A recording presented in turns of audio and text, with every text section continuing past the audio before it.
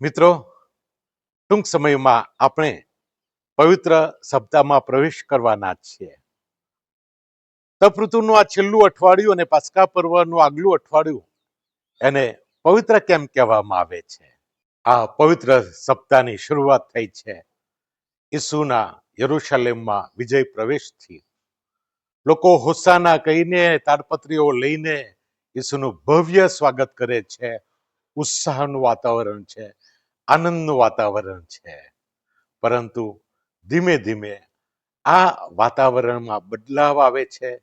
ગંભીરતા એ ઉત્સાહનું સ્થાન લે છે.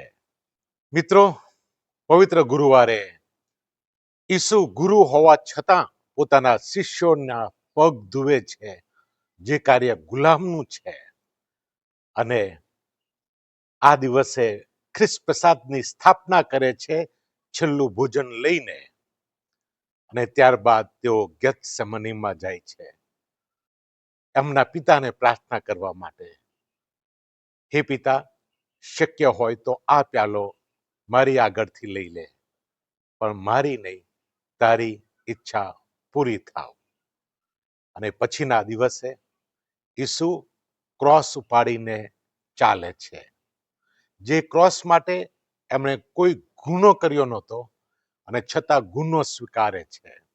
એ ક્રોસ ઉપર મૃત્યુ પામે છે, પરંતુ આ મૃત્યુ એ જીવન આપનાર મૃત્યુ બની જાય છે, મુક્તિ આપનારું મૃત્યુ બની જાય છે.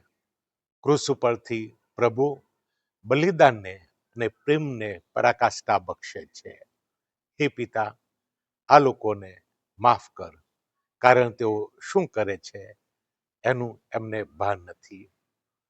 ઈસુને દફનાવવામાં આવે છે અને પવિત્ર સપ્તાહ એટલે કે તાડપત્રના રવિવારથી એ શાંત કબર શનિવાર સુધીનો સમય પવિત્ર ગણાય છે, કારણ કે આ સપ્તાહમાં આપણે બલિદાન એટલે શું, પ્રેમ એટલે શું, એ આપણા ગુરુ પાસેથી, આપણા પ્રભુ પાસેથી શીખીએ છીએ.